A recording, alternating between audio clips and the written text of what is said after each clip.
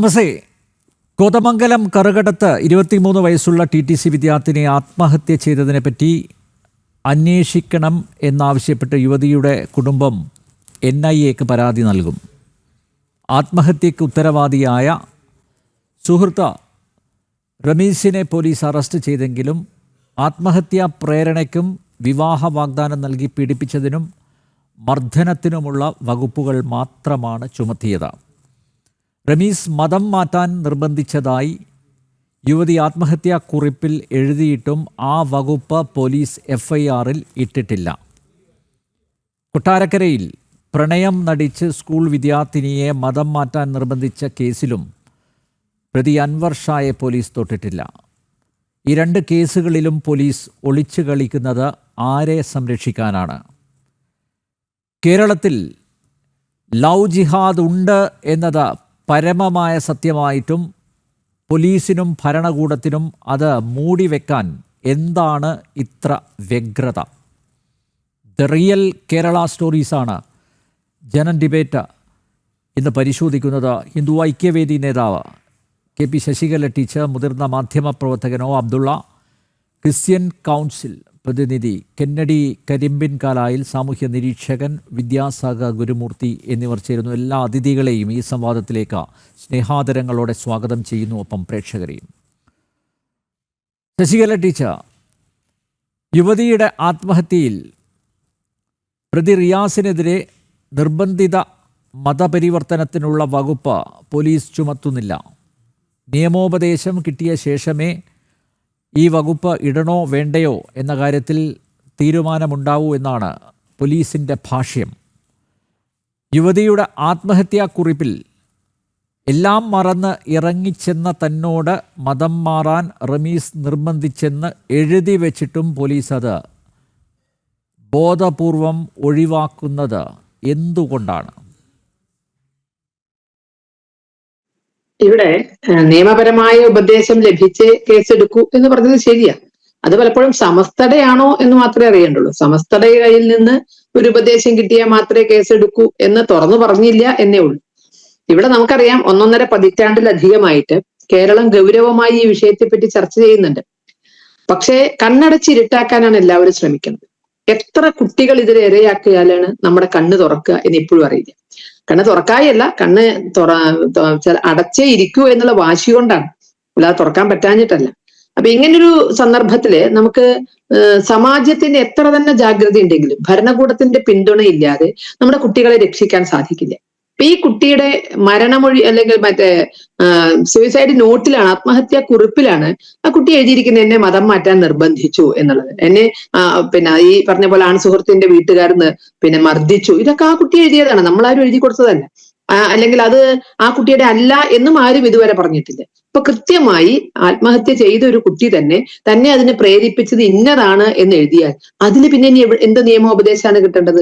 നിർബന്ധിതമായ മതപരിവർത്തനം എന്നുള്ളത് അതിനകത്ത് പെട്ടാൽ പിന്നെ എന്ത് നിയമോപദേശമാണ് കിട്ടേണ്ടത്? അപ്പോ കേരളം ഇതൊന്നും ഇല്ല. കാരണം കാലങ്ങളായി ലവ് ജിഹാദ് എന്നൊന്നും ഇല്ല. ദൈവത്തെ പോലെ ഇപ്പൊ നമുക്ക് ലവ് ജിഹാദ് എന്ന് പറഞ്ഞാല്, കാരണം ദൈവത്തിന്റെ അനുഗ്രഹമൊക്കെ നമുക്ക് ഇഷ്ടം പോലെ ലഭിക്കുന്നുണ്ടെങ്കിൽ നമുക്ക് കാണാൻ സാധ്യമല്ലല്ലോ. എല്ലായിടത്തും ഉണ്ട്, തൂണിലും തുരുമ്പിലും ഉണ്ട്, പക്ഷെ നമുക്ക് കാണാൻ സാധ്യമല്ല. അങ്ങനെയാണല്ലോ നമ്മുടെയൊക്കെ ഈശ്വര സങ്കല്പം. ഏറെക്കുറെ ലവ് ജിഹാദിന്റെ സങ്കല്പവും കേരളത്തിൽ, യാഥാർത്ഥ്യവും കേരളത്തിൽ അങ്ങനെയാണ്. കാരണം എല്ലായിടത്തും അനുഭവപ്പെടുന്നുണ്ട്.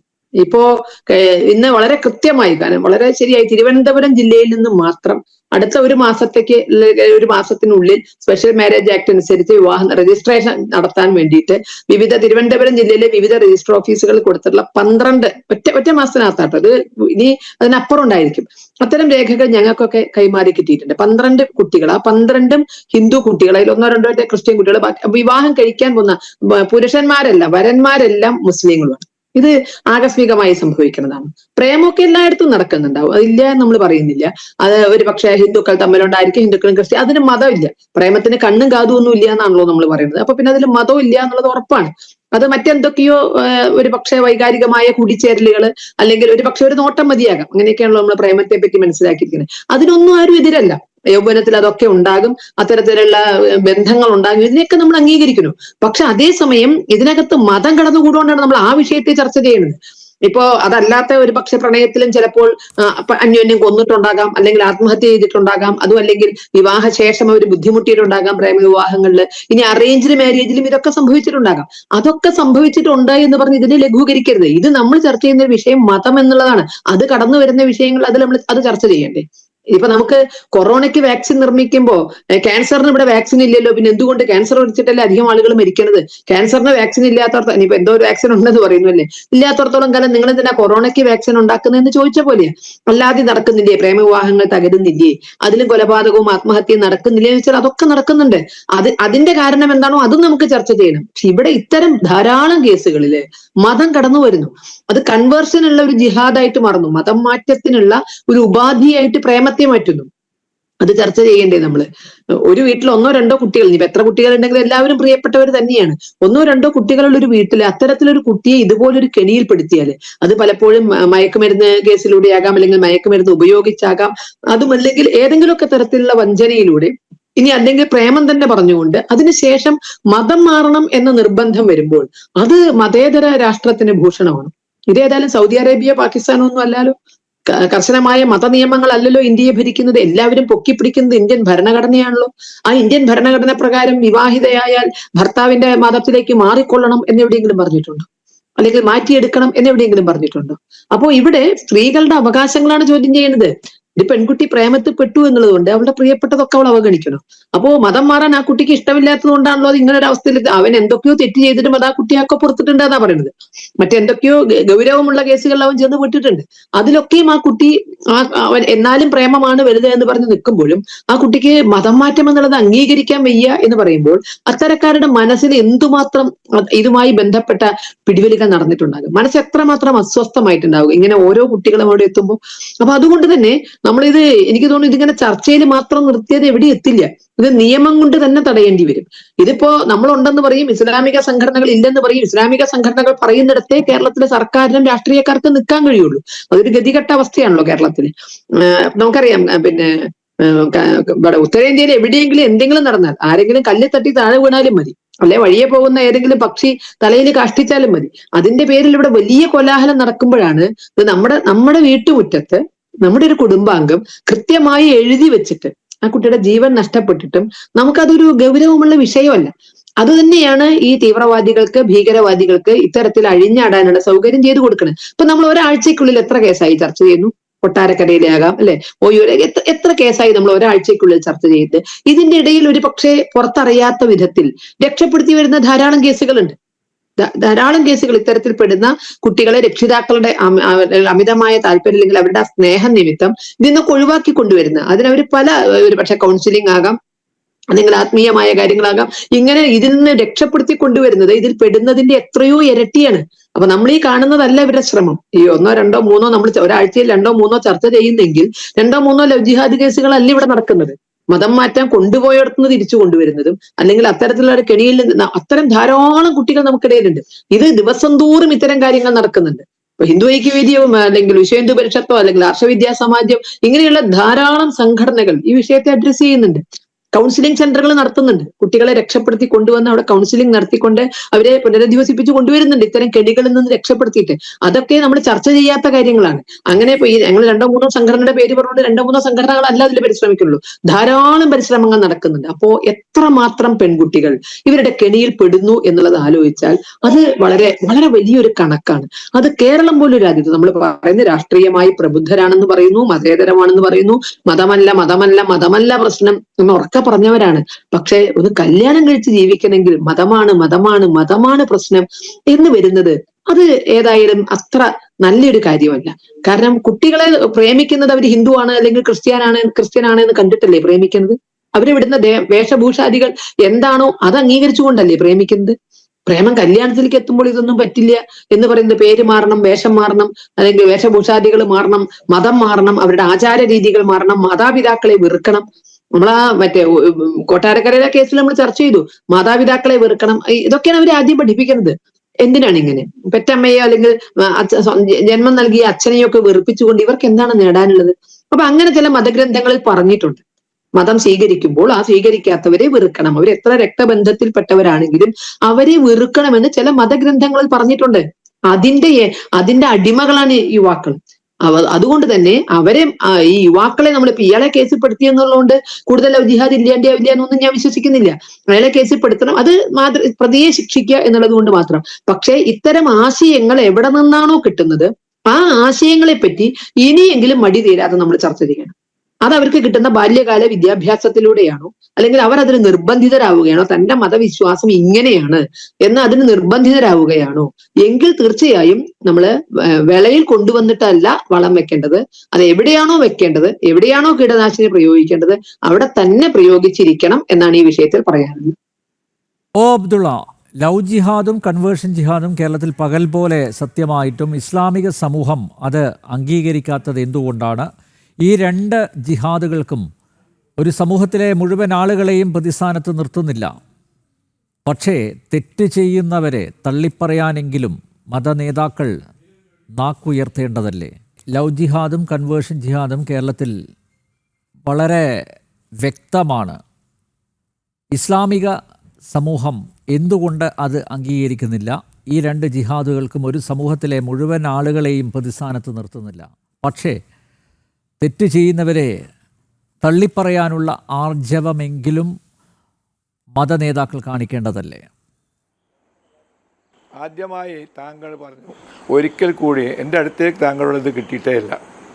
ആദ്യമായിട്ടാണ് ഞാൻ സംസാരിക്കുന്നത്, ആദ്യമായിട്ടാണ് ചോദ്യം കേൾക്കുന്നു. രണ്ടാമത് ലവ് ജിഹാദ് എന്ന് പറയുന്നത് എന്തുകൊണ്ട് തള്ളിപ്പറയുന്നത്? അങ്ങനെയൊന്നും ഇല്ലാത്തതുകൊണ്ട് സുപ്രീം കോടതി, ഇന്ത്യയുടെ സുപ്രീം കോടതിയാണ് പറഞ്ഞു അങ്ങനെ ഒന്നുമില്ല. പിന്നെ എങ്ങനെ താങ്കൾ പറയുന്നത് ലവ് ജിഹാദിനെ എന്തുകൊണ്ട് തള്ളിപ്പറയുന്നില്ല?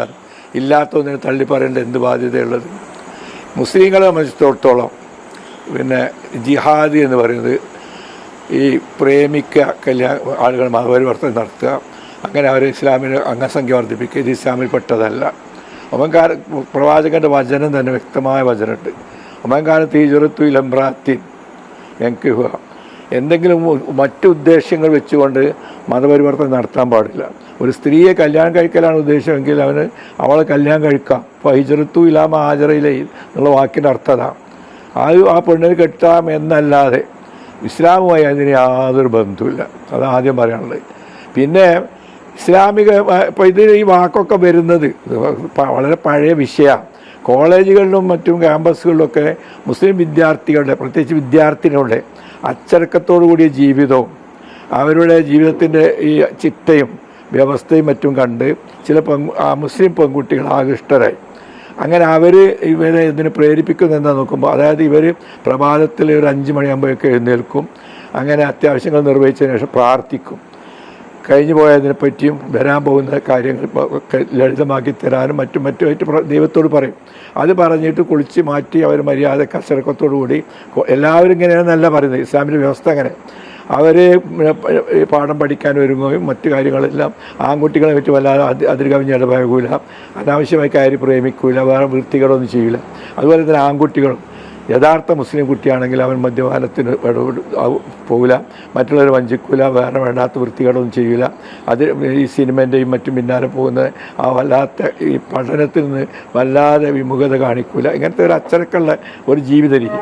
ഇതിൽ ആകൃഷ്ടരായിക്കൊണ്ട് ചില കുട്ടികൾ ഇസ്ലാം സ്വീകരിക്കാൻ തുടങ്ങിയിടത്തു നിന്നാണ് ഈ സംഭവം വരുന്നത്. അപ്പോൾ പിന്നീട് അതിനൊരു പേരിട്ട്, കാരണം എവിടെയെങ്കിലും അത്തരം സന്ദർഭങ്ങളിലൊക്കെ ഉപയോഗിക്കാനുള്ള ലവൊക്കെ പ്രേമത്തിലൂടെ അല്ലെങ്കിൽ ലൈംഗികതയിലൂടെ ഇതിലൂടെയൊക്കെ തന്നെ ഇസ്ലാമിനെ അല്ലെങ്കിൽ പ്രവാചകൻ്റെ വിവാഹം അതിനെ എണ്ണം അതൊക്കെ പറഞ്ഞുകൊണ്ട് ഇസ്ലാമിനെ പരിഹസിക്കാൻ, അതുകൊണ്ടാണ് ഉണ്ടായൊരു വാക്കാണ് ലവ് ജിഹാദ്.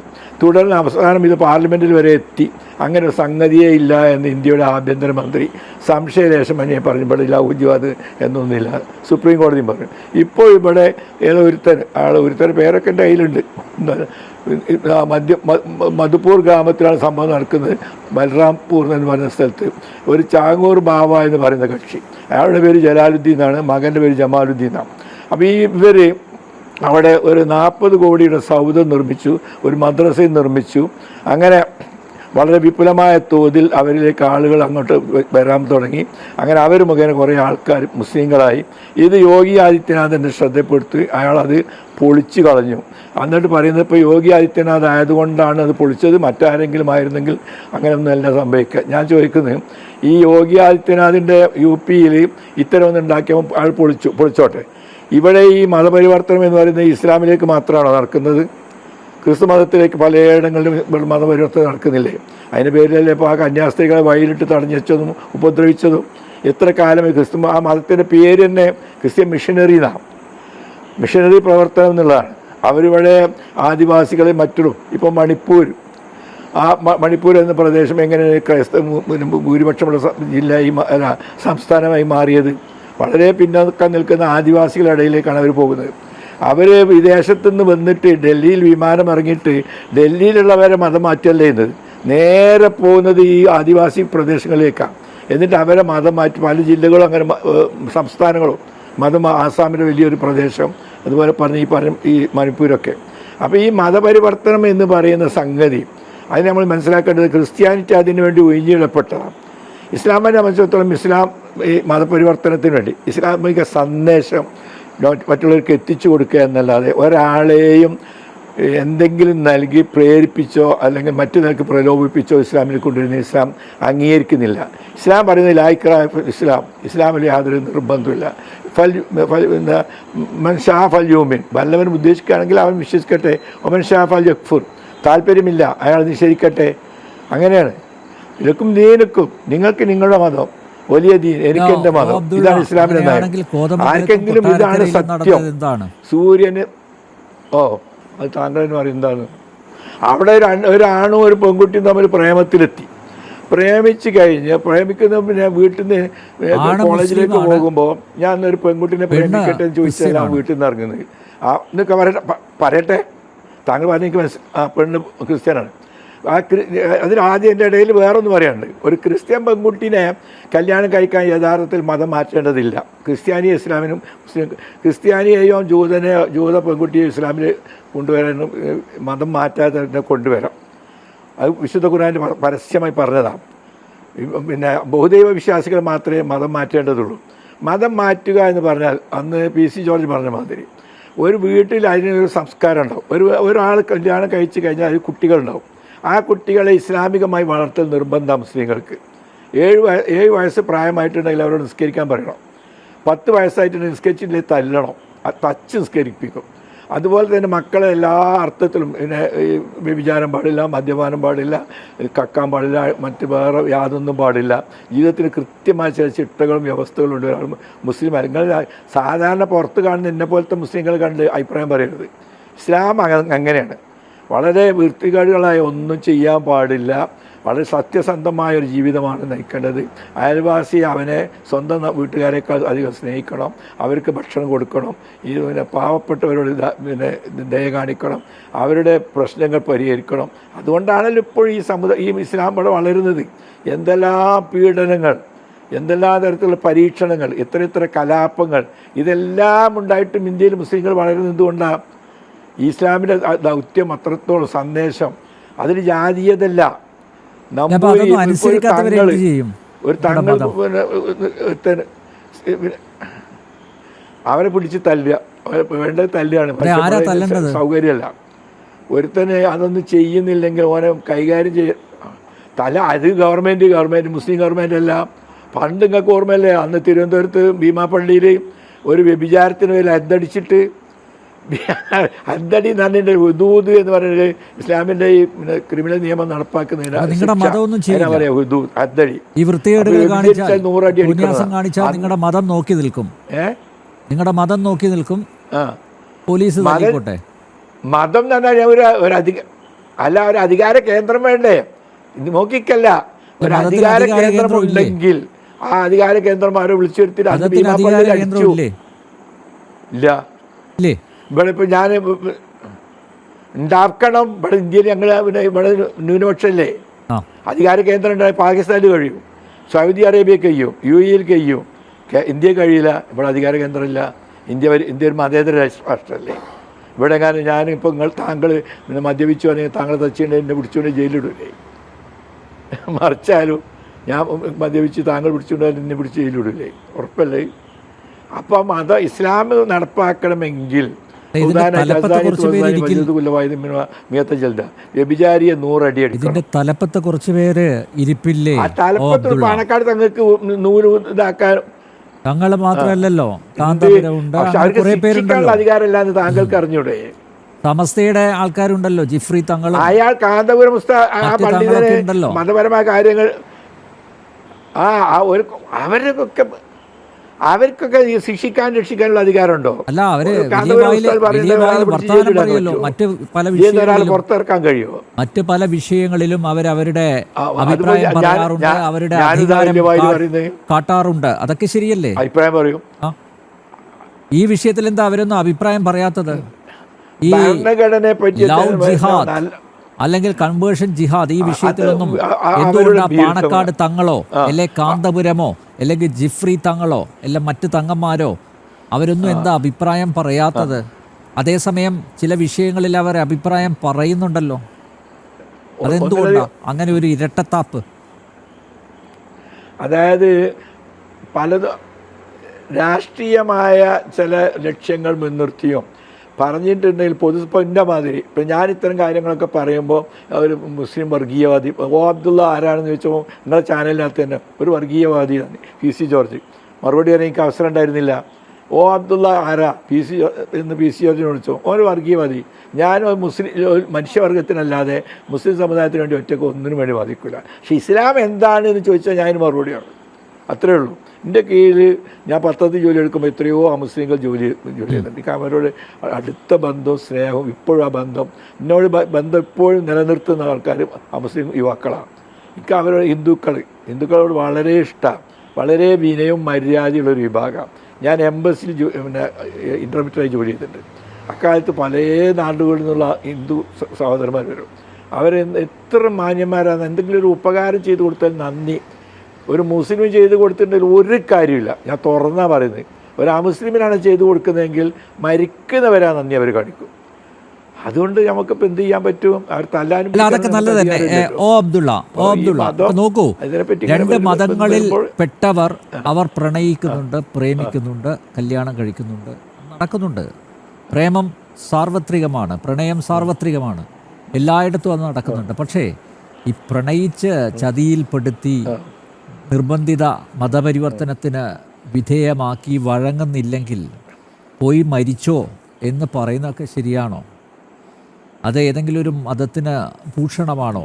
അങ്ങനെയുള്ളവരെ ഒറ്റപ്പെടുത്തി തള്ളി പറയേണ്ടത് ആരാണ് എന്നതാണ് എൻ്റെ ചോദ്യം. അതിന് താങ്കൾ പറയുന്നു ഉത്തരവാദപ്പെട്ടവരാരും ഇല്ല, അധികാര സ്ഥാനത്തിരിക്കുന്ന ആരും നിങ്ങളുടെ മതത്തിൽ ഇല്ല എന്നാണ് പറയുന്നത്. ഇതൊക്കെ നിർബാധം തുടരുകയാണ്. ഇതൊക്കെ ഇങ്ങനെ നോക്കി നിന്നാൽ മതിയോ? ഇതിനൊരു അവസാനം വേണ്ടേ? ഇതിനൊരു അറുതി വേണ്ടേ? നേരത്തെ ശശികല ടീച്ചർ പറഞ്ഞു, ഈ മാരേജ് രജിസ്ട്രേഷന് ഒരു വിഭാഗത്തെ മുസ്ലിങ്ങൾ മാത്രം. ഇപ്പോൾ തിരുവനന്തപുരത്തെ കേസാണ് ടീച്ചർ പറഞ്ഞത്. 12 മുസ്ലിം സഹോദരന്മാർ, ഇപ്പുറത്ത് ഹിന്ദുക്കളും അതുപോലെ ക്രിസ്ത്യാനികളും.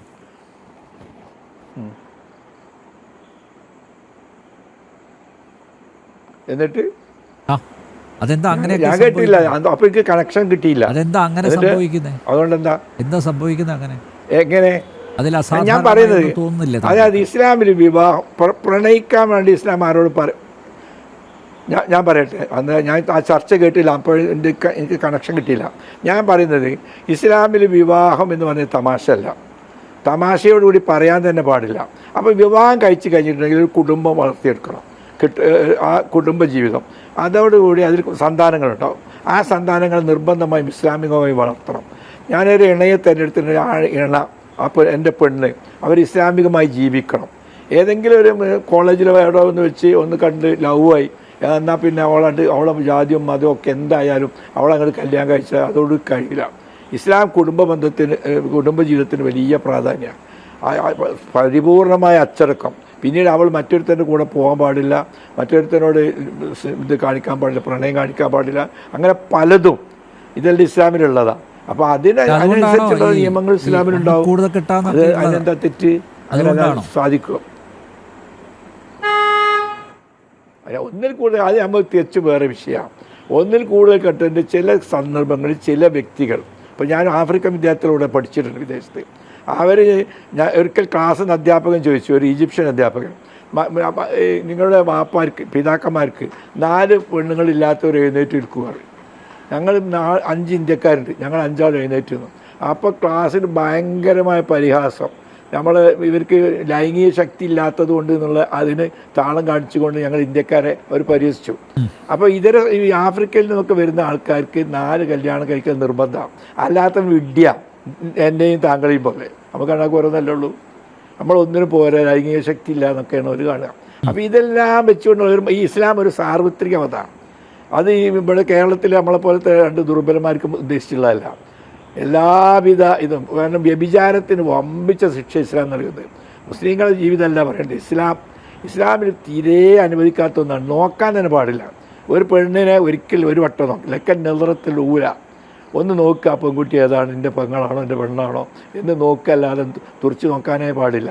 ആത്മഹത്യ ചെയ്ത പെൺകുട്ടിയെ പ്രണയിച്ചവൻ അവൻ ഇമ്മോറൽ ട്രാഫിക് കേസിൽ അകത്തുപോയ ഒരുത്തനാണ്. അനാശാസ്യത്തിൽ ഏർപ്പെട്ടതിന് പോലീസ് പിടിച്ചൊരുത്തനാണ്. താങ്കൾ പറഞ്ഞത് ഇസ്ലാമിൽ വ്യഭിചാരം എന്ന് പറയുന്നത് വലിയൊരു അപരാധമാണ്, കുറ്റമാണ് എന്ന്. പക്ഷേ ഈ റമീസിന് എതിരെ അങ്ങനെ ഒരു കേസുണ്ടായിട്ടും എന്തുകൊണ്ടാണ് ആ ചുറ്റുവട്ടത്തുള്ളവരൊന്നും ഇടപെടാത്തത്? അല്ല, അത് സ്ത്രീകൾക്ക് അല്ല, ഓരോ മഹല്ലുകൾ എന്ന് പറയും. അതായത് ആ മഹല്ലുകളൊക്കെ ദുർബലമാണ്, ഓരോ പള്ളിയോടനുബന്ധിച്ച് അത് ശക്തമാണെങ്കിൽ ഇയാൾ വിളിച്ച് ദുർബലമാണ്. കാരണം ഇസ്ലാമിക സന്ദേശം എത്തുന്നില്ല. വിവാദങ്ങളിൽ പെട്ട് അല്ലെങ്കിൽ ഈ ഭരണകൂടത്തിൻ്റെ ഭീഷണികൾ. ഞങ്ങളിവിടെ എങ്ങനെ ജീവിക്കുന്നത് താങ്കൾക്കറിയോ? താങ്കൾ ഒരു കൊല്ലം ഒന്ന് മുസ്ലിമായി ജീവിക്കുക. എന്തെല്ലാം ജാതിയുള്ള പരീക്ഷണങ്ങളാണ് ഞങ്ങൾക്ക് നേരിടേണ്ടി വരുന്നത്. ഞങ്ങളുടെ സ്വത്തും ഞങ്ങളുടെ ജീവനും സംരക്ഷിക്കണമെങ്കിൽ ഞങ്ങൾ എന്ത് ചെയ്താൽ നല്ലത്. അല്ലല്ല, ഞങ്ങൾ താങ്കളിൽ കൂടിയ ചാടും. ഈ നാട്ടിൽ ഇസ്ലാം നൽകിയ സംഭാവനകൾ വളരെ വലുതാണ്. സാമൂഹിക ജീവിതത്തിൽ ഇവിടെ എന്തായിരുന്നു ജാതീയത? താങ്കളൊന്ന് ആലോചിച്ച് നോക്കിയാൽ വഴി നടക്കാൻ പാടില്ല. താങ്കൾ വായിച്ചിട്ടുണ്ട്, ഞാനത് കൂടുതൽ വിശദീകരിക്കേണ്ടില്ല. മറ്റവനെ കണ്ണിൽ പെടാൻ പാടില്ല. ഇതെല്ലാം കണ്ട് ഒഴിവാക്കിയിട്ട് അവൻ പോയി തൊപ്പിട്ട് മുസ്ലിമായി വന്നിട്ടുണ്ടെങ്കിൽ മറ്റേ നമ്പൂരിനോട് പറയാം മാറിയിരിക്കടാ, അങ്ങനെ മാറടാന്ന്. ഇവന് ചായ കൊടുക്കുകയാണെങ്കിൽ നിലം കുഴിച്ച് ആ നിലത്ത് ഈ അടുത്ത കാലഘട്ടത്തിൽ ഞാനും താങ്കളും ജീവിക്കുന്ന കാലഘട്ടത്തിൽ വരെ ഉണ്ടായില്ലേ, തമിഴ്നാട്ടിൽ നിലം കുഴിച്ച് അവിടെ അതിനകത്ത് ആ നിലത്ത് ചായ പാർന്നു കൊടുക്കുന്നത്. ആ മറ്റവൻ കുടിച്ച ഗ്ലാസ് പാത്രം ഇവന് കൊടുക്കാൻ പാടില്ല. ഈ തരത്തിലുള്ളത് പൂക്കിയതാരാ ഉള്ളതാണ് പറയുന്നത്. ടിപ്പു സുൽത്താനോട് ഒരു നിമിഷം കൊട്ടാരക്കരയിലെ സ്കൂൾ വിദ്യാർത്ഥിനിയുടെ അമ്മ ടെലിഫോൺ ലൈനിലുണ്ട്. കൊട്ടാരക്കര ആ സ്റ്റുഡൻറ്റിനെ പ്രണയം നടിച്ച് മതം മാറ്റാൻ ശ്രമിച്ച സംഭവത്തിൽ പോലീസ് നടപടി എന്തായി അമ്മ? ഹലോ, പോലീസ് നടപടി ഏതുവരെയായി? ആ അൻവർ ഷാ, ഒയൂർ സ്വദേശി അൻവർ ഷായ്ക്കെതിരെ കേസെടുത്തു. അയാളെ അറസ്റ്റ് ചെയ്തോ പോലീസ്? അറസ്റ്റ് ചെയ്തിട്ടില്ല സർ, ഇതുവരെ അറസ്റ്റ് ചെയ്തിട്ടില്ല. പോലീസ് നടപടി ഒന്നും എത്തിയിട്ടില്ല. എന്താ പോലീസ് എന്താ പറയുന്നത്? പോലീസ് ഇപ്പൊ പറയണത് 2 ആഴ്ചയും കൂടെ എടുക്കും. ഇൻസ്റ്റാഗ്രാമിന്റെ ഡീറ്റെയിൽസ് കിട്ടാനുണ്ട്, അതും കൂടെ കിട്ടിയാലേ എന്തെങ്കിലും ചെയ്യാൻ പറ്റത്തുള്ളൂ എന്നാ പറയുന്നത്. അപ്പൊ നിങ്ങൾ കൊടുത്ത പരാതിയിൽ പോലീസിന് വിശ്വാസം ഇല്ലാന്നാണോ? നിങ്ങൾ സത്യമല്ലേ പറഞ്ഞിട്ടുള്ളൂ പരാതിയിൽ? ഞങ്ങളെല്ലാം സത്യസന്ധമായ രീതിയിലാണ് കംപ്ലൈന്റ് കൊടുത്തിരിക്കുന്നത്. മാത്രമല്ല വധഭീഷണി ഉണ്ടായിരുന്നു എനിക്ക് മക്കൾക്കും എതിരെ. അതുൾപ്പെടെ അതിന്റെ കോപ്പി ഉൾപ്പെടെ വെച്ചിട്ട് കംപ്ലൈന്റ് കൊടുത്തിട്ട് പോലും ഇതുവരെ ഒരു റിപ്ലൈയും ഞങ്ങൾക്ക് കിട്ടിയിട്ടില്ല. അമ്മ, ഈ ഹൈന്ദവ വിശ്വാസങ്ങൾ വിട്ട് ഇസ്ലാമിലേക്ക് വരണം, അതിനായി പൊന്നാനിയിൽ 15 ദിവസത്തെ ക്ലാസ് ഉണ്ടാകും, അതിന് തന്നോടൊപ്പം വരണം എന്നൊക്കെയല്ലേ അൻവർ ഷാ ആവശ്യപ്പെട്ടത് അല്ലേ? അതുമാത്രമല്ല ക്ഷേത്രത്തിൽ പോകുന്നതും കുറി തൊടുന്നതും എതിർത്തു അല്ലേ? നിരന്തരം ഭീഷണി. അങ്ങനെയല്ലേ മോള് തുറന്നു പറയുന്നത്? മോൾ എന്നോട് പറഞ്ഞത് ഫസ്റ്റ് അവരുടെ ഉമ്മയുടെ ഉമ്മാക്കും മോളെ ഒന്ന് കാണണം, വീട്ടിലേക്ക് കൊണ്ടുവരണോന്ന് പറഞ്ഞു. അവരെ വീട്ടിലേക്ക് കൊണ്ടു ചെല്ലണോന്ന് പറഞ്ഞു. അപ്പോ കൊച്ചു പോയില്ല. അതിനുശേഷം പൊന്നാനിയിലേക്ക് മലപ്പുറത്ത് കൊണ്ടുപോകുന്നു. പൊന്നാനിയിൽ ഒരു 15 ദിവസത്തെ ക്ലാസ് ഉണ്ട്, അവിടെ കൊണ്ടാക്കുമെന്നും പറഞ്ഞിട്ടുണ്ടായിരുന്നു. പറഞ്ഞോളൂ കേൾക്കുന്നുണ്ട്. ആദ്യം 15 ദിവസത്തെ ക്ലാസ്സിന് കൊണ്ടാക്കും. 15 ദിവസത്തെ ക്ലാസ് കഴിഞ്ഞതിന് ശേഷം തിരികെ വരാൻ പറ്റത്തുള്ളൂ എന്നും പിന്നെ അതിനുശേഷം സത്യസരണി എന്നൊരു സ്ഥലമുണ്ട്, അവിടെയും പോകണമെന്ന് പറഞ്ഞിട്ടുണ്ടായിരുന്നു. പിന്നെ മെന്റൽ ഇവള് ഇതിനൊന്നും സമ്മതിച്ചില്ല, എന്റെ മോള് ഇതിനൊന്നും സമ്മതിച്ചു കൊടുത്തില്ല. ആദ്യം ഒന്ന് സമ്മതിച്ചായിരുന്നു, പിന്നെ ഈ ടോർച്ചറിങ് വന്നപ്പോഴത്തേക്ക് ഇവൾക്ക് എന്തൊക്കെയോ അപകടം മണത്തു. അങ്ങനെ അവള് അതിൽ നിന്ന് പിന്മാറാൻ തയ്യാറായപ്പോഴത്താണ് ആ ഭീഷണി തരത്തിലായിരുന്നു പിന്നെ ബാക്കിയുള്ള സംസാരങ്ങളെല്ലാം. എന്റെ അടുത്ത് പറയുമെന്ന് മോള് പറഞ്ഞപ്പോ എന്റെ അടുത്ത് പറഞ്ഞു കഴിഞ്ഞാല് കൊണ്ടുപോയി കൊന്നുകളയുമെന്ന് വരെ പറഞ്ഞു കൊച്ചിനോട്. പൈസ കിട്ടും. പോലീസിന് ഈ തെളിവൊന്നും പോരാ അല്ലേ? ഇനിയിപ്പോ ഇൻസ്റ്റാഗ്രാം പരിശോധിച്ചേ അവർക്കൊരു തീരുമാനത്തിൽ എത്താൻ പറ്റുള്ളൂ. അതെ സാർ, ഇൻസ്റ്റാഗ്രാമിന്റെ ഒരു ഡീറ്റെയിൽസ് കിട്ടാനുണ്ട്. അതിന്റെ 2 ആഴ്ച സമയം എന്തായാലും എടുക്കുമെന്നാ പറഞ്ഞു. അത് കംപ്ലൈന്റ് കൊടുത്തിട്ട് ഇപ്പൊ ഏകദേശം 10-15 ദിവസത്തിൽ കൂടുതലായി. അമ്മ, ഈ കോതമംഗലത്തെ പെൺകുട്ടിയുടെ ആത്മഹത്യ അത് പത്രങ്ങളിലൂടെ അറിഞ്ഞു കാണുമല്ലോ അല്ലേ? അറിഞ്ഞു. എന്തായാലും മകൾ രക്ഷപ്പെട്ടു എന്ന് തോന്നുന്നില്ലേ? എനിക്ക് ഇപ്പോഴും അങ്ങനെ ഒരു തോന്നല് എന്റെ മനസ്സിലില്ല സാർ. കാരണം ആ കുട്ടിയുടെ ആത്മഹത്യാ കുറിപ്പില് ആ കുട്ടി എന്താണോ എഴുതിയിരിക്കുന്നത് അത് തന്നെയാണ് എന്റെ മോള് ഒരു ബുക്കിനകത്ത് ഇവിടെ കഴിഞ്ഞ മാസം 15-ാം തീയതി ഡേറ്റ് എഴുതി വെച്ചിരിക്കുന്നത്. ആത്മഹത്യക്ക് ശ്രമിച്ചിരുന്നോ മകൾ? 3 പ്രാവശ്യം സൂയിസൈഡ് അറ്റംപ്റ്റ് ചെയ്തിട്ടുണ്ടായിരുന്നു. ഇപ്പോഴെങ്ങനെയുണ്ട്? മകളുടെ അവസ്ഥ എന്താണ്? ഇപ്പോ അവള് ഓക്കെ ആണ്. പക്ഷെ ഇന്നലെ എന്നോടൊരു ചോദ്യം ചോദിച്ചു സാറേ. ഇന്നലെ മറ്റേ സോന എന്ന് പറയുന്ന കുട്ടി മരിച്ചതും ആ കുട്ടിയുടെ ഒരു വീഡിയോയും കണ്ടപ്പോഴത്തേക്ക് എൻ്റെ അടുത്ത് എൻ്റെ മോള് ചോദിച്ചൊരു ചോദ്യമുണ്ട്, ആ ചേച്ചി മരിച്ചത് കൊണ്ടാണോ പ്രതിയെ അറസ്റ്റ് ചെയ്തത്, ഞാൻ മരിക്കാത്തത് കൊണ്ടാണോ അയാളെ അറസ്റ്റ് ചെയ്യാത്തത്, ഞാൻ മരിച്ചു കഴിഞ്ഞാൽ അറസ്റ്റ് ചെയ്യുമോ അമ്മ എന്നൊരു ചോദ്യം എൻ്റെ അടുത്ത് ചോദിച്ചിട്ടുണ്ടായിരുന്നു. വളരെ പ്രസക്തമായ ഒരു ചോദ്യം തന്നെയാണ് അത്. കാരണം ഒരു പരാതി ലഭിച്ചിട്ടും അൻവർ ഷായ്ക്കെതിരെ പോലീസ് ഇതുവരെയായും നടപടി എടുത്തില്ല. ആ കുട്ടി ചോദിച്ച ചോദ്യം വളരെ പ്രസക്തമാണ്. മരിച്ചാൽ മാത്രമേ ഇനി കേരള പോലീസ് കേസെടുക്കുകയുള്ളൂ എന്ന് വളരെ പ്രധാനപ്പെട്ട ചോദ്യമാണ്. അമ്മേ, വളരെയധികം നന്ദി ഇത്രയും സമയം പ്രതികരിച്ചതിന്. എന്തായാലും പോലീസിൻ്റെ നടപടി ഉണ്ടാകും. പോലീസ് ഈ വിഷയത്തിൽ ഇടപെടേണ്ടി വരും. അൻവർ ഷായെ അറസ്റ്റ് ചെയ്യേണ്ടി വരും.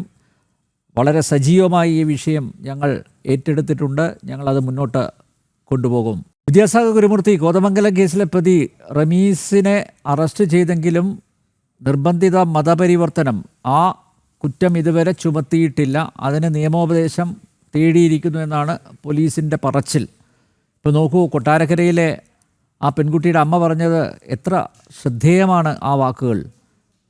ആ കുട്ടി ഇന്നലെ അമ്മയോട് ചോദിച്ചതാണ്, അതായത് ഇനി ഞാൻ മരിച്ചാൽ മാത്രമേ ഇനി കേസെടുക്കുള്ളൂ.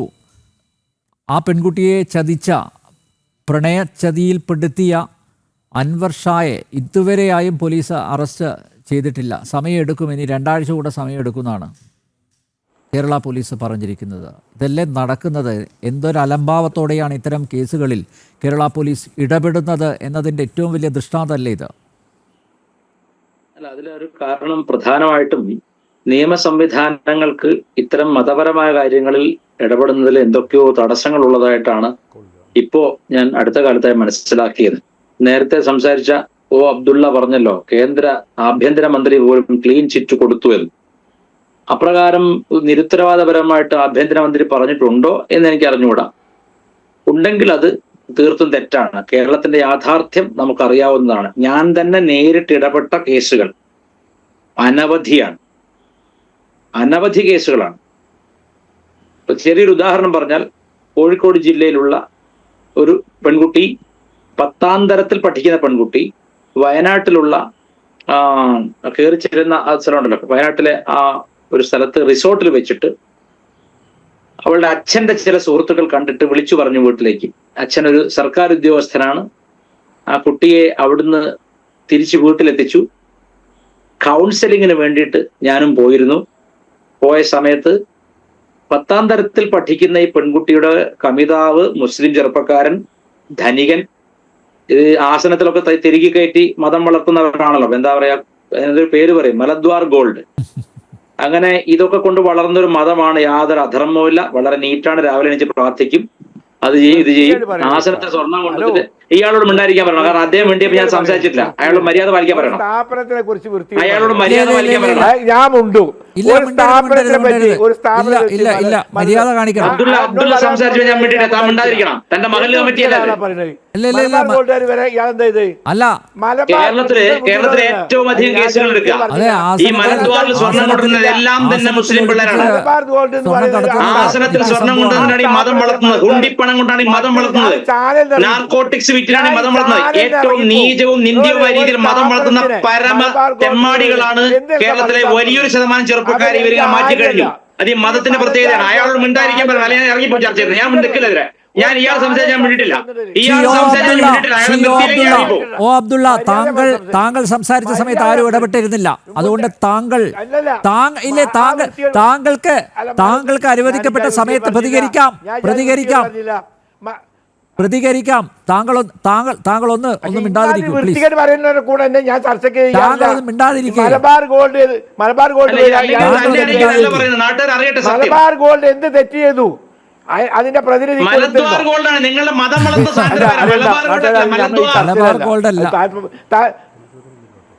മലദ്വാർ ഗോൾഡാണ് അതിനെ കുറിച്ച് അദ്ദേഹം പറഞ്ഞത്. യെസ്, അതുപോലും അറിയാതെ ബഹളം വെക്കാതെ ചർച്ചയ്ക്ക് ഞാൻ തയ്യാറില്ല. ഏറ്റവും വൃത്തിയോടെ വിശ്വസിച്ച് തലമുട്ടി ഞരങ്ങാല്ലേ. എന്നാലേ അത് രണ്ട് താങ്കൾ ഏറ്റവും വൃത്തിയോടെ വിശ്വസിച്ച് തല നിലത്തിട്ട് വരയ്ക്കാല്ലേ. പ്രതികരിക്കാം. താങ്കളെ വിളിക്കുന്ന സമയത്ത് സമയത്താണ് സംസാരിക്കുന്നത്. എന്റെ സമയത്ത് തന്നെ പോലെ മാന്യതയില്ലാത്ത ഏതോ അറബി കോളേജ് പഠിച്ച രാജാവായിട്ട് വന്നിരിക്കുന്നു. മനസ്സിലായില്ലേ? മലബാർ ഗോൾഡ് മുസ്ലിം ചെറുപ്പക്കാരെ ഉപയോഗിച്ചിട്ട് സാമ്പത്തിക സ്ഥിതി അട്ടിമറിക്കാൻ വേണ്ടിയുള്ള സമാന്തര ഇക്കണോമിക്സ് നടത്തുന്ന ഹുണ്ടിപ്പണത്തിന്റെയും ആസന സ്വർണത്തിന്റെയും മതമായി മാറിയിരിക്കുകയാണ് നിങ്ങള്.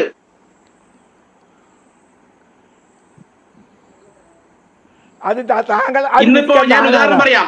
ഇപ്പൊ ഇവിടെ കോഴിക്കോട് ജില്ലയിൽ ചാർട്ടേഡ് അക്കൗണ്ടൻസിക്ക് പഠിക്കുന്ന ഒരു പെൺകുട്ടിയെ ലൈംഗികമായി ദുരുപയോഗം ചെയ്ത് മരണാസന്നയാക്കിയ മുസ്ലിം ചെറുപ്പക്കാരനെ പറ്റി ആ പെൺകുട്ടി ക്രിസ്ത്യൻ പെൺകുട്ടിയാണ്.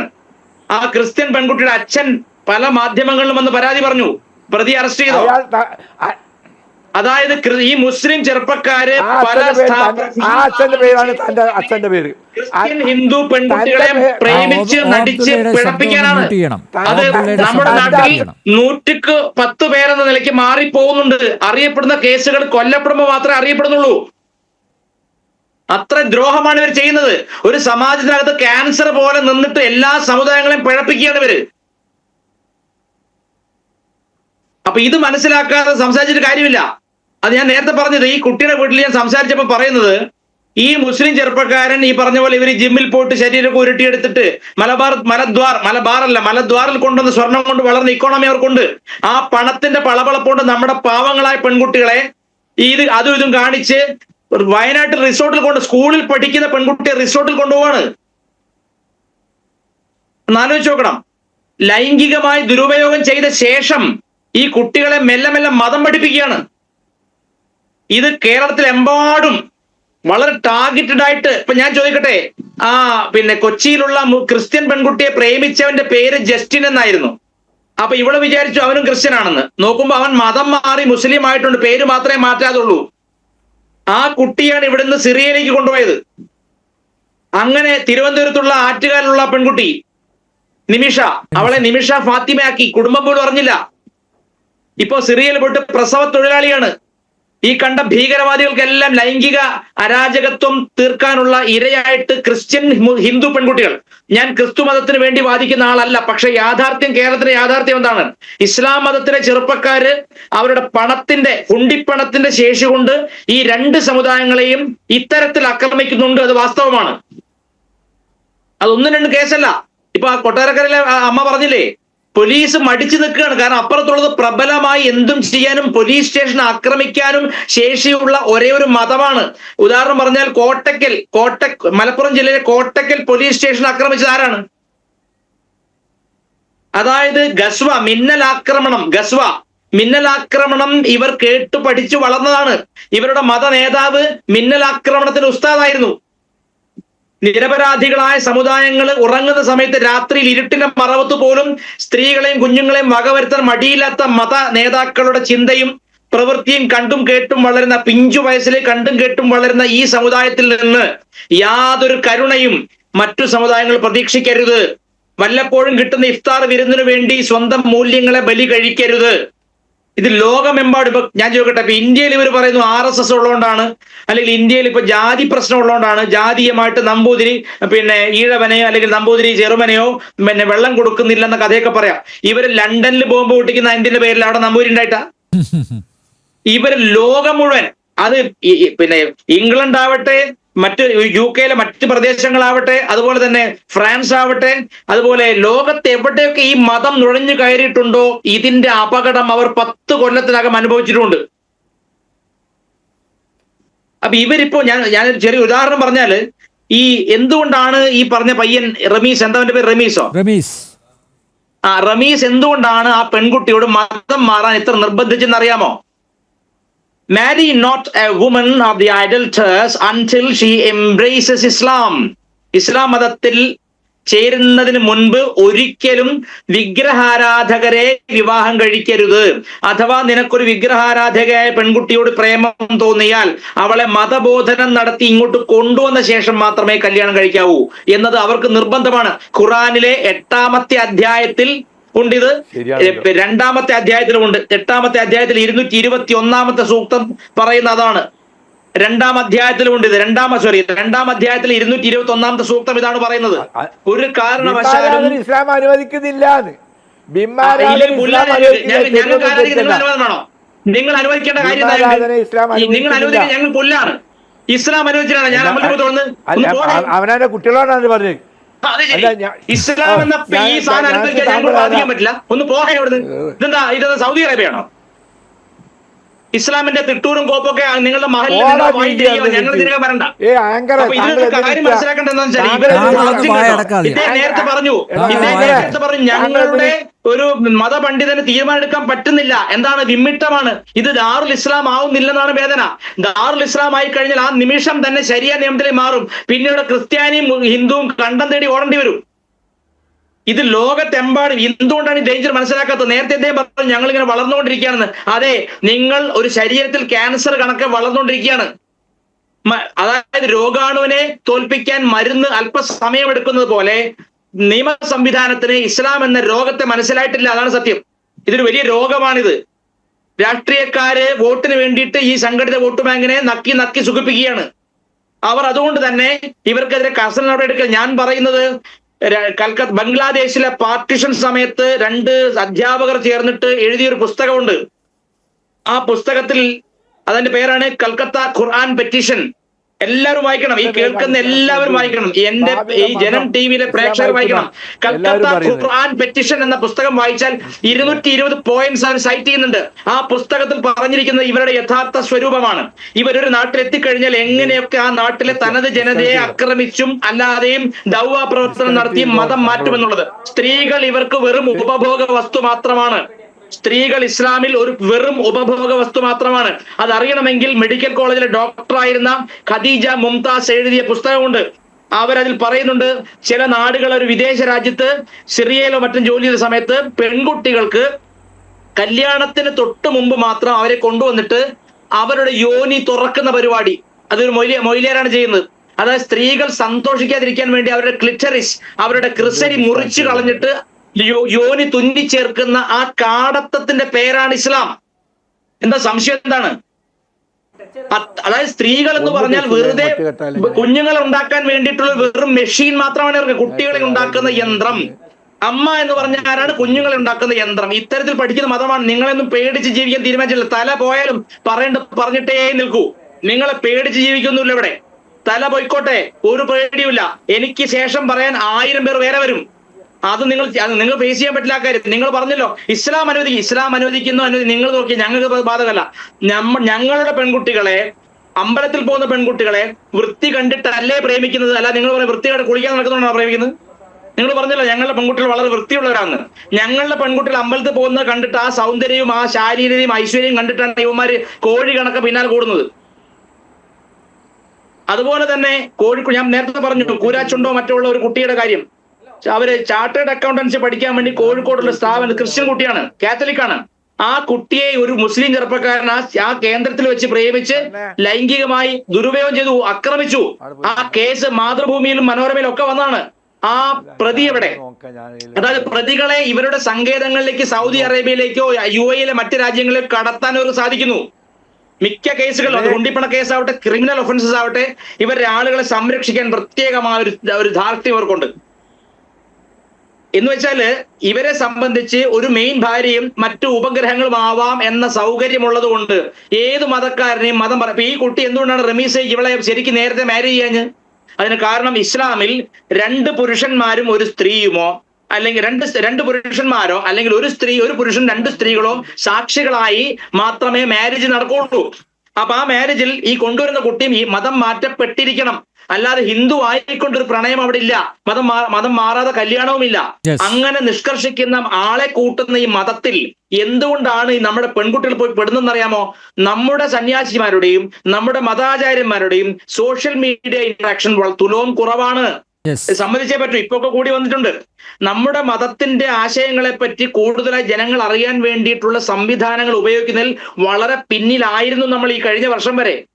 ഇപ്പോഴൊക്കെ വീണ്ടും നമ്മൾ കുറെയൊക്കെ മുന്നോട്ട് വന്നിട്ട്, എന്നാലും കുട്ടികളിലേക്ക് എത്തുന്നില്ല. ജെൻ സി, അതായത് 2005 ശേഷം പിറന്നിട്ടുള്ള കുട്ടികൾ തീർത്തും ഹിന്ദു ധർമ്മത്തെ പറ്റി അറിവില്ലാതെ ജീവിക്കുകയാണ്. അവർക്കൊരു സ്വന്തം മതമുണ്ടെന്നോ അതിന് കൃത്യമായ നിയമങ്ങളുണ്ടെന്നോ അതിന് ആചാരങ്ങളുണ്ടെന്നോ അതിന് പാരമ്പര്യമുണ്ടെന്നോ ചിന്തിക്കാതെ ഒന്ന് ബ്രിട്ടീഷ് വിദ്യാഭ്യാസത്തിലൂടെ ഇത് വെറും ജാതിബോധമാണെന്ന് പഠിപ്പിച്ചിരിക്കുന്നു.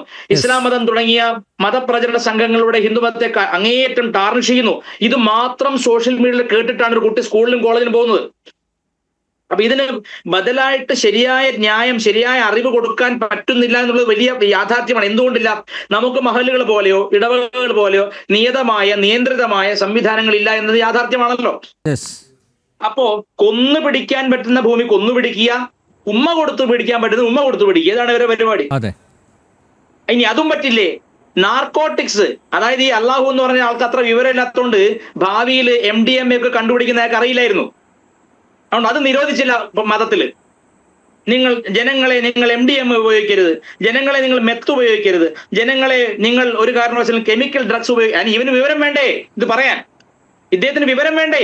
ഭാവിയിൽ രാസപദാർത്ഥങ്ങൾ കൊണ്ടുള്ള മയക്കുമരുന്നുണ്ടാവുമെന്നും അതും നിങ്ങൾ ഉപയോഗിക്കരുതെന്ന് പറയാനുള്ള വിവരമില്ല.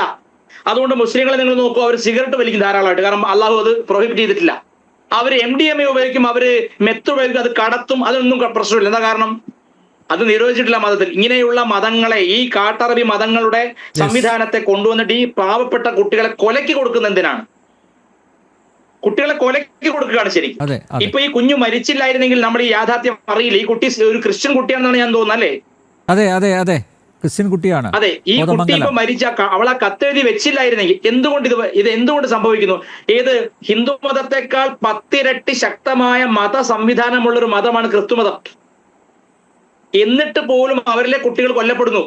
അവരിലെ കുട്ടികൾ മതം മാറ്റി അക്കരെ കടത്തിയിട്ട് ആടുമേയ്ക്കാനും ഇവന്മാർക്ക് പ്രസവിക്കാനുള്ള യന്ത്രങ്ങളാക്കിയിരുന്നു. എന്തുകൊണ്ടൊക്കെ സംഭവിക്കുന്നു? അവിടെ ഒരു കാര്യം, കുടുംബങ്ങളിൽ പഴയ പോലെയുള്ള കോൺവെർസേഷൻ, കമ്മ്യൂണിക്കേഷൻ ഇല്ല. കുട്ടികൾക്കായി ഒരു മുറി പണിത് കൊടുക്കും. അതാണ് ഏറ്റവും വലിയ അബദ്ധമായി തീരുക. ആ കുട്ടി ആ മുറിക്കകത്ത് സന്യാസി തപസ് ചെയ്യാൻ ഇരിക്കുന്ന പോലെ അങ്ങ് ഇരുന്നിട്ട് ഓൺലൈൻ ഗെയിമോ ആരോടൊക്കെ ചാറ്റ് ചെയ്യുന്നു, എന്ത് പഠിക്കുന്നു ഒന്നും അറിയില്ല. അപ്പൊ കുടുംബങ്ങളിൽ മക്കളോടുള്ള ഇന്ററാക്ഷൻ വളരെ കുറഞ്ഞിരിക്കുന്നു. അതാണ് എന്റെ അർത്ഥം. മതം ഉണ്ടെങ്കിൽ പോലും മതമില്ലെങ്കിലും ഒരേ അവസ്ഥയാണ്. ഒരു കാര്യം ഞാൻ പറയാം, ഞാൻ മറ്റു പല കേസിലും കേട്ടിട്ടുണ്ട്, ഇസ്ലാം മതത്തിലെ പെൺകുട്ടികൾക്ക് അള്ളാഹു ഈ സൗകര്യം കൊടുത്തിട്ടില്ല. അതായത് ഇസ്ലാം മതത്തിലെ ആൺകുട്ടികൾക്ക് മറ്റ് മതത്തിലെ കിതാബി എന്ന് പറയും. അത് കിതാബി എന്ന് പറഞ്ഞാൽ ജൂതന്മാരും ക്രിസ്ത്യാനികളും. മുമ്പ് വേദം നൽകപ്പെട്ടിട്ടുള്ളവർക്ക് അവരുടെ കുട്ടികളെ കല്യാണം കഴിക്കാം, അവരെ മതം മാറ്റിക്കൊള്ളണമെന്നില്ല എന്നൊരു ഔദാര്യം അള്ളാഹു കൊടുത്തിട്ടുണ്ട്. അതേ സമയത്ത് വിഗ്രഹാരാധകരാണോ അവരെ മതം മാറ്റിയേ തീരൂ, അല്ലെങ്കിൽ അവർ അശുദ്ധരാണോ? 9-ാം അധ്യായം 28-ാമത്തെ സൂക്തത്തിൽ പറയുന്നത് വിഗ്രഹാരാധകർ അശുദ്ധരാണെന്നാണ്. അതായത് കൂടെ ജീവിക്കുന്ന ഒരു സഹജീവിയെ അവന്റെ വിശ്വാസത്തിന്റെ പേരിൽ ശുദ്ധനെന്നും അശുദ്ധനെന്നും തിരിച്ച് ഒരുത്തനെ കൊല്ലാനും അല്ലെങ്കിൽ ഒരുത്തനെ നരകത്തിലിടാനും ലൈസൻസ് ചോദിക്കുന്ന മതമാണ് പറയുന്നത് ഇവിടെ ചെറുമന് കുഴിയിൽ വെള്ളം കൊടുത്തു എന്ന്. ആലോചിച്ച് നോക്കൂ. അപ്പൊ ഈ മതത്തിന്റെ മേന്മയൊന്നും ഇവിടെ പറയണ്ട. അത്രയധികം ലോകത്ത് കെട്ട് നാറിയിട്ടും ഇപ്പോഴും ഈ കോൺഫിഡൻസ് ഞാൻ സമ്മതിച്ചിരിക്കുന്നത്. ഞങ്ങൾ വളരുന്നു. ശരിയാണ്, ക്യാൻസർ ഏറ്റവും വേഗത്തിൽ വളരുന്നത്. ആ കീടാണുവിന്റെ വളർച്ച ഒരു മനുഷ്യനുണ്ടാവില്ല. ബുദ്ധിയുള്ള ആളുകൾക്ക് അത്ര വലിയ സഖ്യമുണ്ടാവില്ല. ഈ കീടാണുവിന്റെ വളർച്ച ലോകമെമ്പാടും ബോംബ് പൊട്ടിച്ചും കത്തി കൊണ്ട് കുത്തിയിട്ട്, ഫ്രാൻസിലെ തെരുവിൽ ഇസ്ലാമിക ഭീകരൻ കത്തി കൊണ്ട് കുത്തിയിട്ടാണ് ആൾക്കാർ റോട്ടിൽ 10-12 പേരെ നിരത്തി ഒരു കില്ലിംഗ് സ്പ്രീ. അപ്പൊ ഷെയിംലെസ് ആയിട്ട് ഈ ലോകത്ത് അറിയപ്പെട്ടിട്ടും കേരളത്തിലെ കുട്ടികളെ എങ്ങനെ ഇവർക്ക് കിട്ടുന്നു? ഇവര് ടെക്നിക്ക് മാറ്റുകയാണ്. ആദ്യം ഇവൻ ആ മതമില്ലാത്തവർ അഭിനയിക്കും. ഇവരുടെ ഫ്രീക്കനായിട്ടാണ് അറിയപ്പെടുക. മെല്ലെ മെല്ലെ മെല്ലെ ലൈംഗിക വീഴ്ചയ്ക്ക് ഏർപ്പെടുത്തി കഴിഞ്ഞ് അപ്പൊ സത്യമായിട്ട് ഇത് രാക്ഷസീയമായിട്ടുള്ള ഒരു പ്ലാനിന്റെ ഭാഗമല്ലാതെ ഒരു സാധാരണ ചെറുപ്പക്കാരനെ തോന്നുമോ? നിന്നെ നോക്കി തുള്ളിത്തുള്ളുകയെന്നെ മാമക ചിത്രത്തിൽ അന്നും ഇല്ല മാതക വ്യാമോഹമൊന്നും എന്ന് ഞങ്ങളുടെ വഴികളൊന്നും അല്ല. ഇപ്പൊ പഠിക്കുന്നില്ലല്ലോ ശ്രീ വിദ്യാസാഗർ ഗുരുമൂർത്തി. അല്ല പഠിക്കാൻ ഒരു കാരണം ഞാൻ പറയാം. പഠിക്കാൻ ഒരു കാര്യമുള്ളൂ. റമീസ് ഇങ്ങനെ പെൺകുട്ടിയുടെ പിന്നാലെ നടക്കുമ്പോൾ തന്നെ നല്ല അടി കൊടുക്കണം. വേറൊരു വഴിയില്ല. സർക്കാർ ഇടപെടില്ല, പോലീസ് ഇടപെടില്ല. നമ്മുടെ കുട്ടി മരിച്ച് പെട്ടിയിലാവുമ്പോൾ നമ്മൾ കരഞ്ഞിട്ട് കാര്യമുണ്ടോ? റമീസ് പിന്നാലെ നടക്കുന്നെങ്കിൽ ആദ്യം വാർണിംഗ് കൊടുക്കുക, ആദ്യമേ കേസ് കൊടുക്കുക, രക്ഷിതാക്കൾ അടി കൊടുക്കുക. അടി കൊടുക്കാതെ അടി കൊടുത്തേ പറ്റൂ. ഓക്കെ ശ്രീ കന്നഡി, താങ്കളിലേക്ക് എത്താൻ താമസിച്ചു, ക്ഷമിക്കുക. ഒരു ക്രിസ്ത്യൻ പെൺകുട്ടിയെയാണ് പ്രണയവലയിലാക്കി പീഡിപ്പിച്ചതും ശാരീരികോപദ്രവങ്ങൾ ഏൽപ്പിച്ചതും നിർബന്ധ മതപരിവർത്തനത്തിന് പ്രേരിപ്പിച്ചതും ഒടുവിൽ മരിച്ചോളാൻ പറഞ്ഞതും.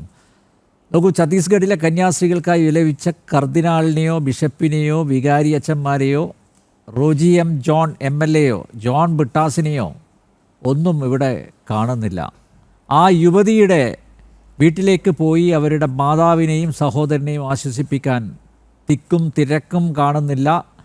കേരളത്തിൽ എന്തും ആകാമെന്നാണോ? ഉത്തരേന്ത്യയിൽ ഒരു കൈ നോക്കാം, കേരളത്തിലാണെങ്കിൽ വിട്ടുപിടിക്കാം എന്നാണോ മനസ്സിലാക്കേണ്ടത് ശ്രീ കന്നഡി?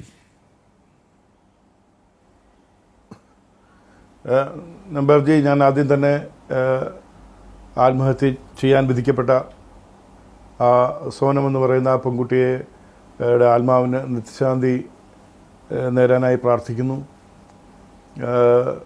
അവരുടെ കുടുംബാംഗങ്ങളെ ആദരാഞ്ജലി അർപ്പിക്കുന്നു. അവരുടെ കുടുംബാംഗങ്ങൾക്ക് ആശ്വാസം എത്തിക്കാനുള്ള കാര്യങ്ങൾ സഭയും ബന്ധപ്പെട്ടവരും ചെയ്യണം. അവരുടെ ഈ വിഷമഘട്ടത്തിൽ അവരെ ചേർത്ത് നിർത്തണം എന്ന് പറഞ്ഞുകൊണ്ട് ഞാൻ തുടങ്ങാം.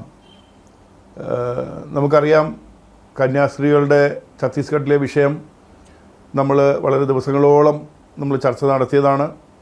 ആ സമയത്ത് കണ്ട ആവേശവും ഊർജവും എല്ലാം നമ്പ്യാർജി പറഞ്ഞതുപോലെ തന്നെ വളരെ കൃത്യമാണ്.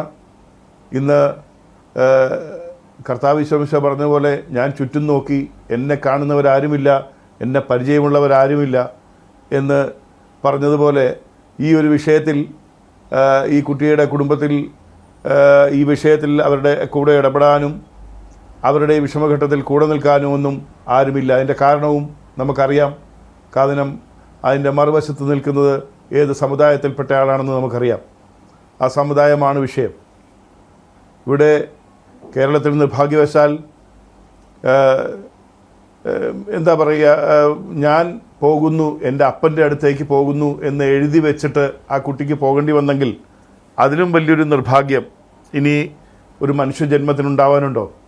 എന്നിട്ടും ഒരു മടിയുമില്ലാതെ അബ്ദുല്ലാജിയെ പോലെ ഇത്രയും സീനിയറായിട്ടുള്ളൊരു ഇന്ത്യൻ സിറ്റിസൺ, ബാക്കിയെല്ലാം പോട്ടെ, എൻ്റെ അപ്പൻ്റെ അടുത്തേക്ക് ഞാൻ മടങ്ങിപ്പോകുന്നു, എൻ്റെ അമ്മയും ചേട്ടനും എന്നോട് ക്ഷമിക്കണം എന്ന് നമ്മുടെ കൂട്ടത്തിലുള്ളൊരു സഹജീവി, ഒരു കൊച്ചു കുഞ്ഞ് അങ്ങനെ പറഞ്ഞിട്ട് സൂയിസൈഡ് നോട്ട് എഴുതി വെച്ചിട്ട് അവൾ മടങ്ങിപ്പോയെങ്കിൽ അത് കണ്ടിട്ട് പോലും മനസ്സലിവില്ലാതിരുന്ന് സംസാരിക്കാൻ അബ്ദുല്ലാജിക്ക് എങ്ങനെ കഴിയുന്നു? അബ്ദുല്ലാജി എങ്ങനെ ഇത്തരത്തിൽ സംസാരിക്കാൻ കഴിയുന്നു?